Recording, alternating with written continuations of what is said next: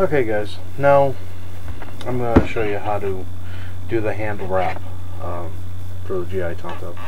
I haven't finished off all the sharpening of it. I figured I would just go ahead and knock out the handle wrap and go from there. The main idea was for you guys to get used to the sharpening and learn that. So, I'm going to use my 250-pound bank line. Once again, my favorite cordage. And I'm gonna find where I stuck it to itself. There it is. And for a handle, well, that's about 5 or 6 inches, give or take.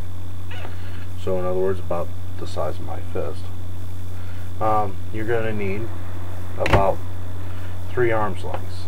So for me, that's basically more or less a good rule of thumb to go by.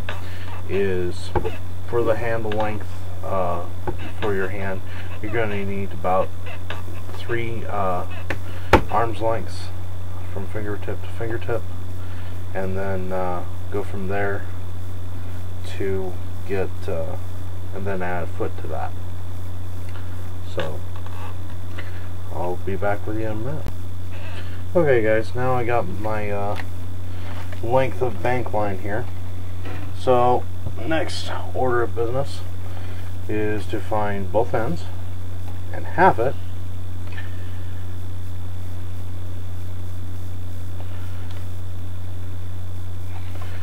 and then that gives you a loop. Okay, now then, I'm going to take that loop and you're going to take your tang, you're going to slide that onto your tang. You're going to go up high.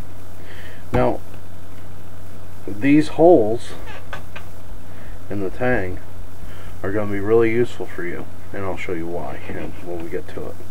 Anyway, what you're going to do is you're going to right away, basically what this is it's like a super overhand knot. That's all it is. So basically you go 1 through once, through again, and I like to go sometimes a 5th one. So basically all I'm doing is I'm twisting my bank line over itself, so that when I go to tighten,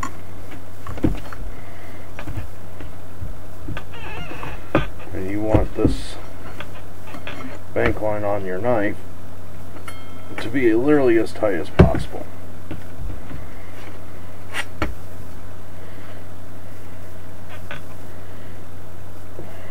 Okay. So that then you turn your knife over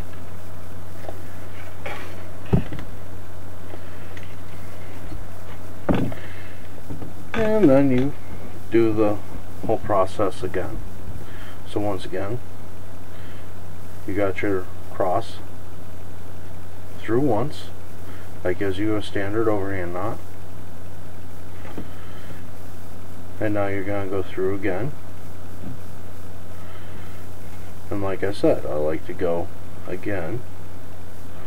So now you have 5 twists, or yeah, something like that. And then you're going to pull the balance of your line through. Okay. And so now you're left with something like that. And then you just pull.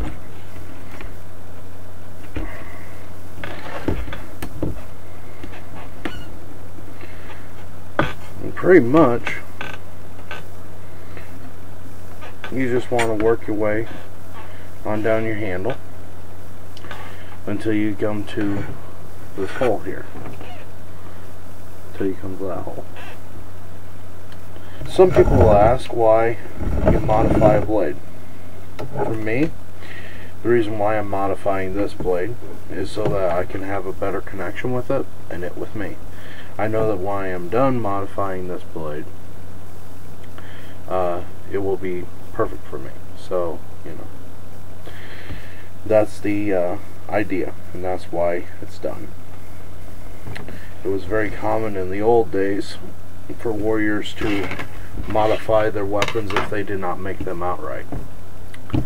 So that I see it as a natural skills progression. When you have gotten to the point where you're modifying and making your own tools and equipment, well, that pretty much means that you know what you're doing in that level. So I see it as a natural progression, because fact of the matter is, as good as Cold Steel is as a company, their stuff that they make is mass produced, and my skills are not mass produced. So inherently I have to make my own equipment over time.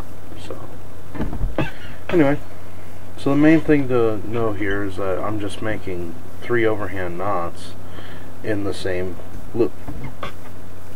The other good thing about this is, because of the amount of cordage that I'm using to get this done, there's always going to be that cordage if I take the time to unravel it off of my knife. I always have that cordage with me. So if you remember the 5 C's video, 3 of the 5 C's is cutting tool, got it, cordage, check, combustion. Well, I've got a ferro rod right here, so there's my combustion. My cordage, if it's not on my sheath, I still got it right on my handle. I can always take it off.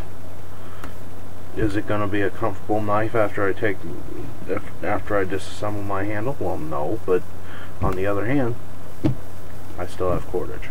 So that's another reason to have a cordage wrapped handle. Also with bank line, it's hard, so it's not gonna, it gives you that sticky feeling. So now we've gotten to the first hole, and you know, when you're doing this, you want to kind of try to hide this next step as much as possible. So that's why you wanted to go a little bit past the hole. But here's the point where you want to take your ends of your cordage, okay, and you're wanting to thread them through that hole. So the easiest way to do that is to just take your, like that, thread it through, take your other side and thread it through. Now you do not want to cross your cordage at this point, you just want to run it straight through on each side. So I want to get this other side through. I'm going to loosen it up so that you can see. Alright. See how that works? This cord, right? Right? Okay. And this cord, right? Cool. Then after that, you bring your knife back, bring it out,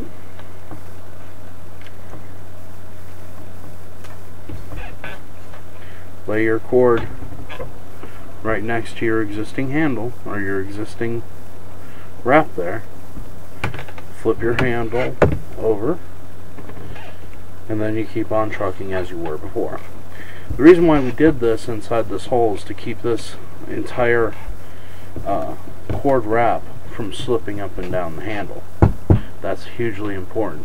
With some of the other wrap styles, like a whipping style, you do not have that assurance, and if you do that with, say, a paracord and a tang that isn't rough or doesn't have some rough edges to it, that paracord will slip right off of there, because paracord is a nylon product, so it's going to just slide right off.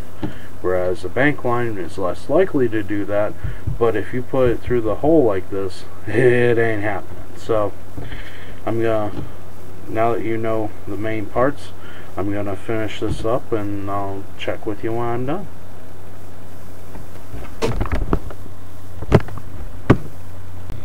Okay guys, basically what I ended up is I finished the handle and the camera wasn't on. So yeah, that could be an issue. Anyway, so I'm gonna basically just kind of walk you through how I did it, and hopefully you can see.